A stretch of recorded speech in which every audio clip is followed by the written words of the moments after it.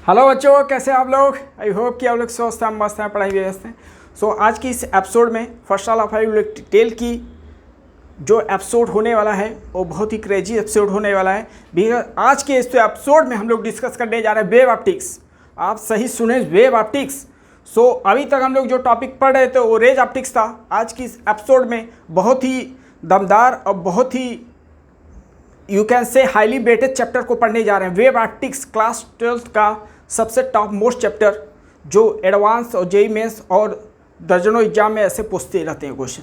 तो wave optics बहुत ही important chapter है, उसको हर स्टूडेंट को पढ़ना बहुत ज़रूरी है। सो बिकॉज ये जो ऐसा चैप्टर है जो आपका एग्ज़ाम में, कॉम्पिटिटिव एग्ज़ाम में बहुत ही हाईली वेटेज है। ओके, सो रेज ऑप्टिक्स के बाद वेव ऑप्टिक्स आपको पढ़ना बहुत ज़रूरी है। और सेकेंड पॉजिटिव थिंग आपके लिए ये है कि अगर रेज ऑप्टिक्स पढ़े हो तो कुछ ना कुछ आपको सपोर्ट मिल जाएगा किसमें, वेव ऑप्टिक्स में। ओके, सो वेव ऑप्टिक्स में हम लोग आज सेलेक्टिव टॉपिक डिस्कस करेंगे। जो भी आपको पढ़ाऊँगा मैं वो कंपटीशन के exam of point of view से होगा।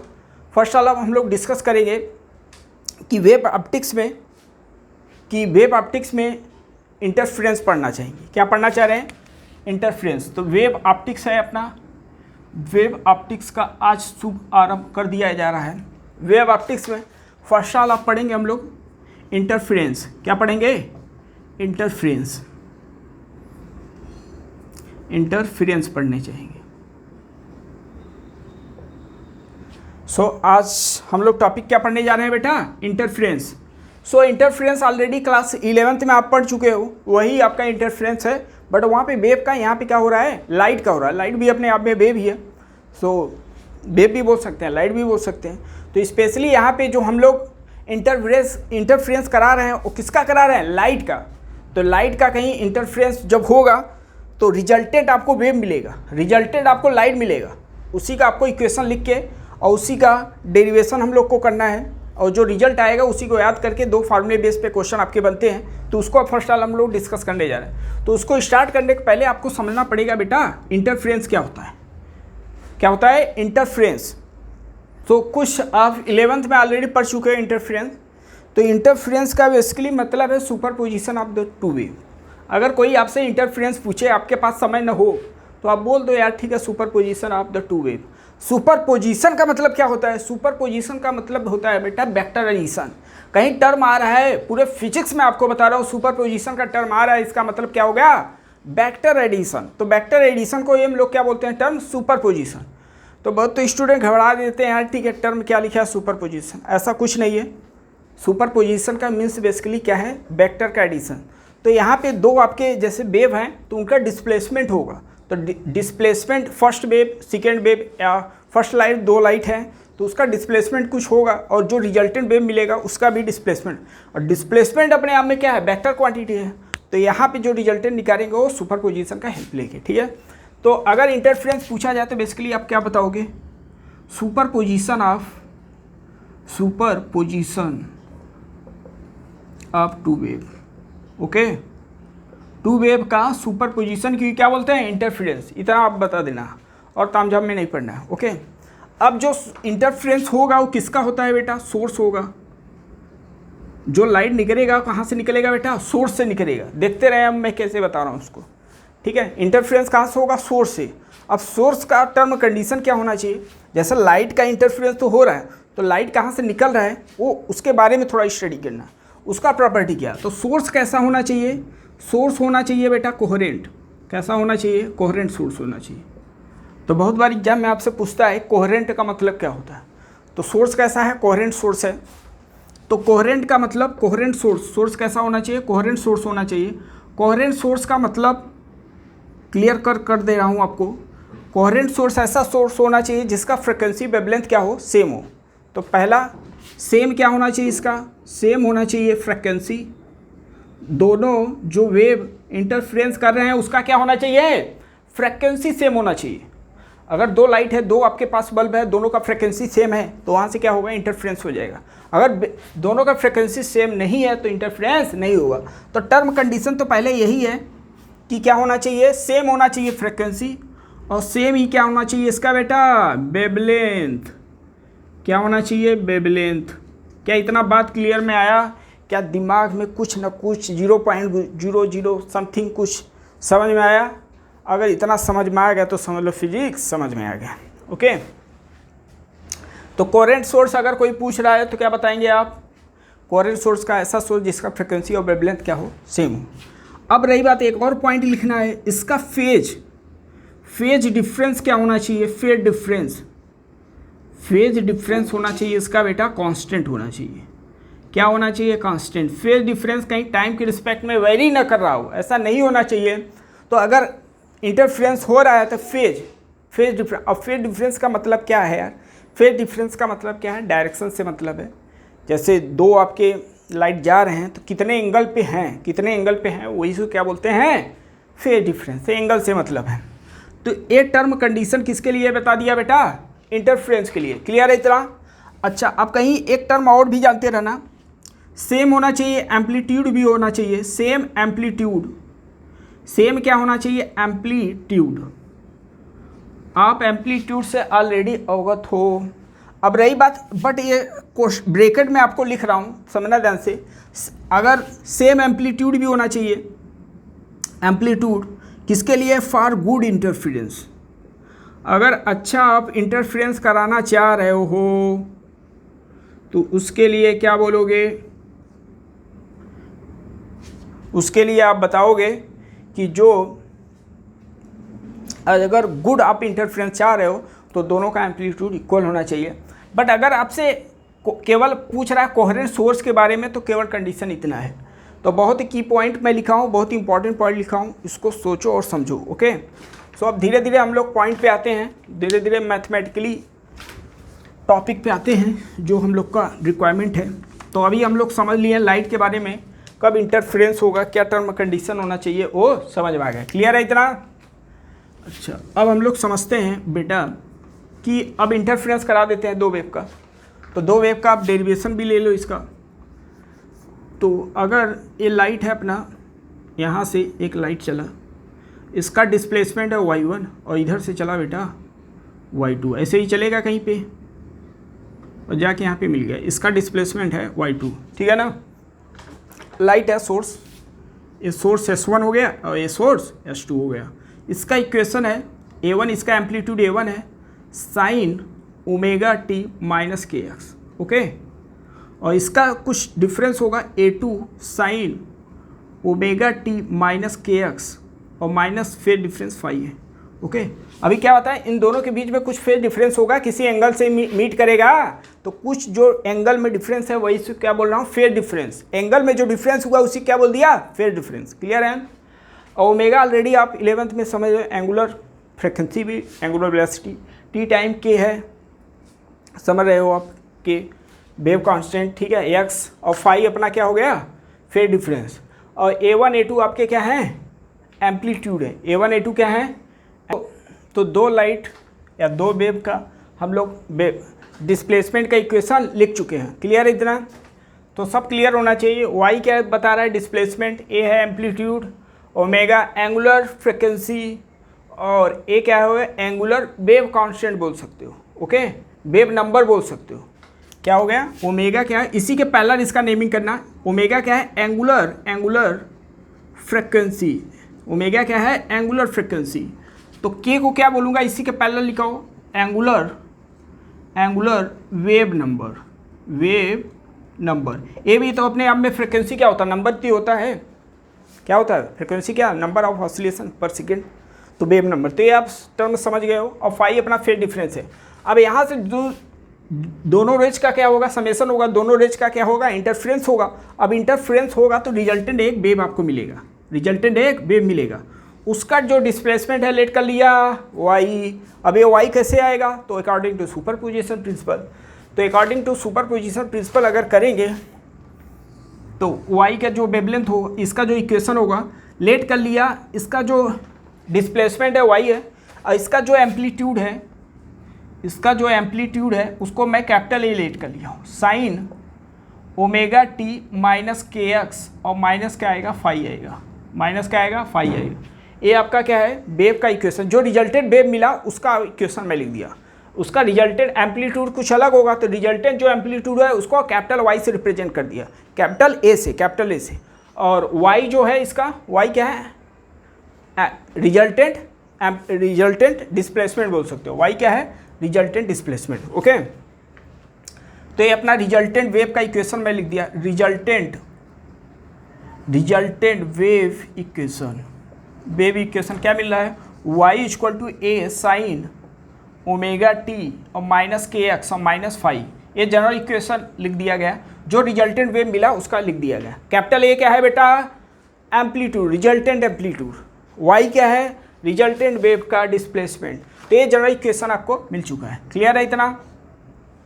अब ये जो वेव मिला इसका एम्पलीट्यूड हम लोग निकालते हैं, तो एम्पलीट्यूड कब कैसे निकलेगा वो समझना है आपको।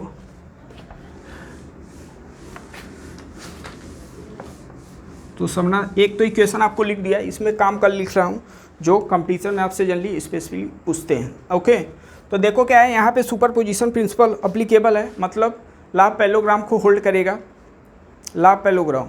तो अभी दो वेव थे आपके, कौन कौन सा वेव है अपना, वेव पहला जो है, और दो वेव है, पहले का एम्पलीट्यूड A1 है और दूसरे का एम्पलीट्यूड A2 है, इतना क्लियर है। और इनके बीच का एंगल जो है वो फाई है, इनके बीच का एंगल फाई है, क्लियर है।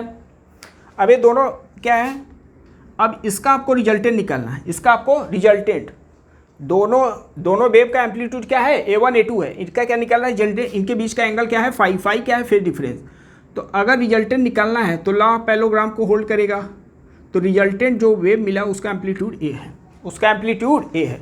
और जो एम्पलीट्यूड रिजल्टेंट है वो A1 से जो एंगल बनाया वो क्या है, A1 से जो एंगल बना रहा है उसको कुछ डिफरेंस लेट कर लो, सपोज दैट लेट कर लिया थीटा है, क्लियर है।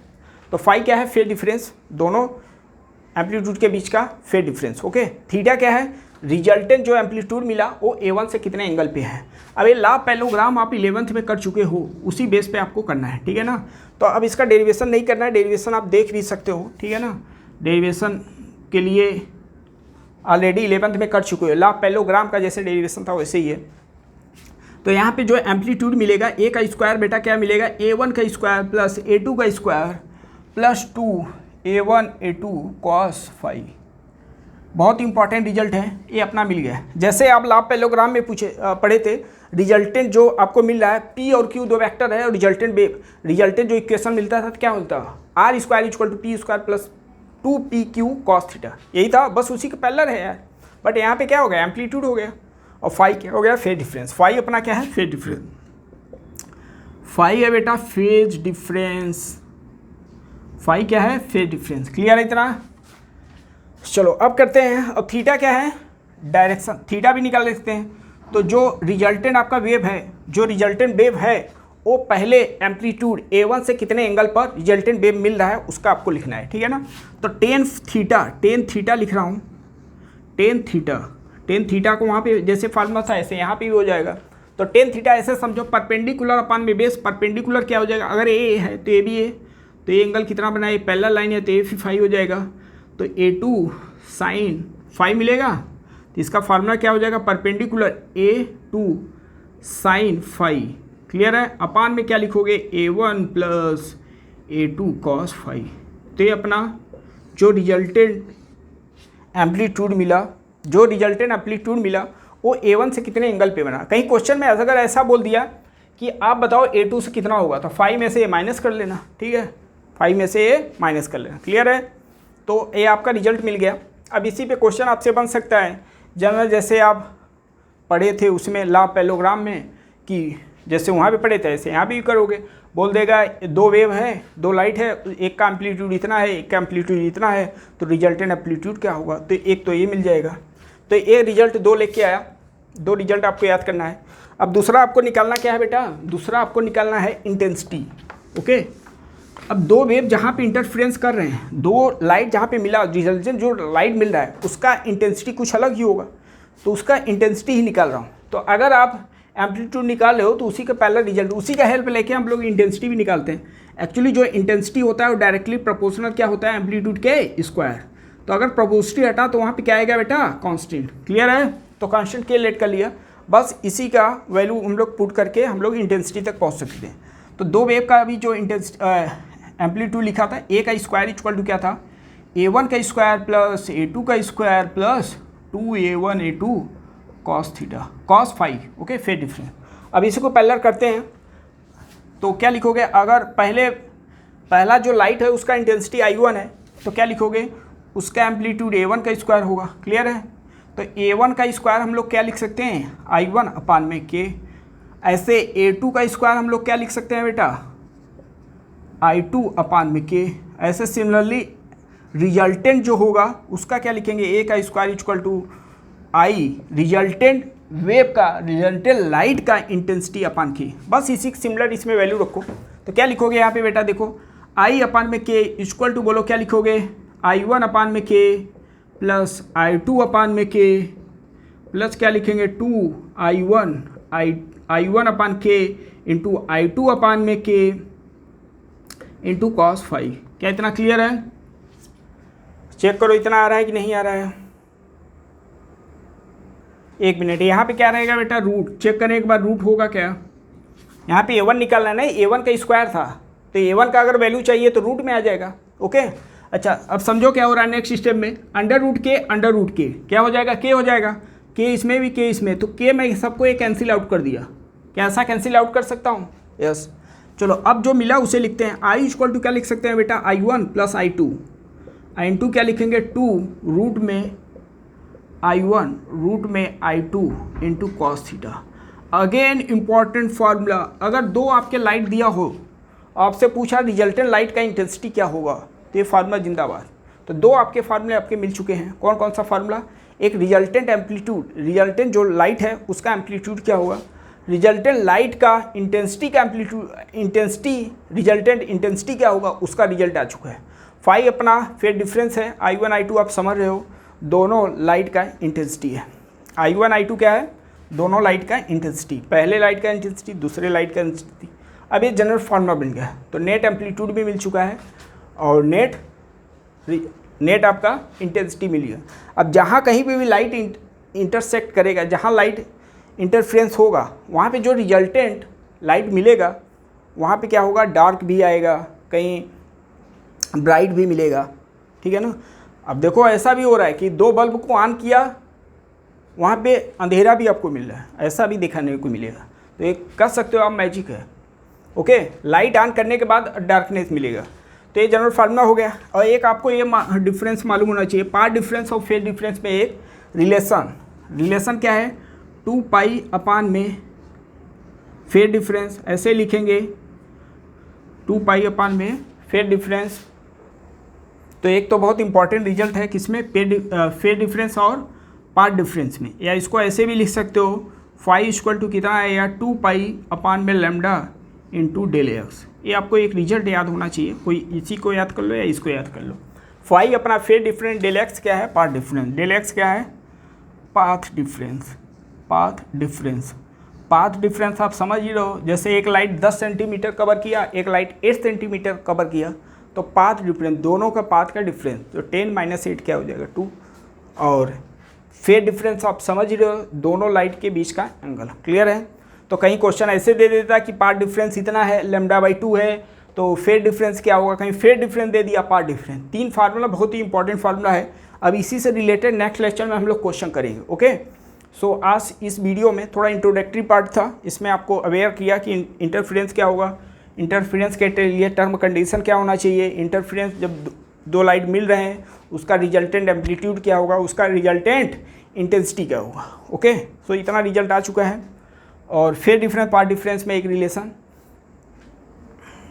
अब इसके आगे फर्दर भी टर्म कंडीशन है। Okay, destructive, constructive, destructive interference, उसमें भी हम लोग पढ़ेंगे क्या टर्म कंडीशन है, फेज डिफरेंस पार्ट डिफरेंस, सब आपको याद करना पड़ेगा वो सब, और कैसे आ रहा है वो भी आपको समझना है। तो रिमेनिंग पोर्शन नेक्स्ट वीडियो में हम लोग कवर करेंगे। तो लेते हैं अलविदा। जय हिंद, जय भारत।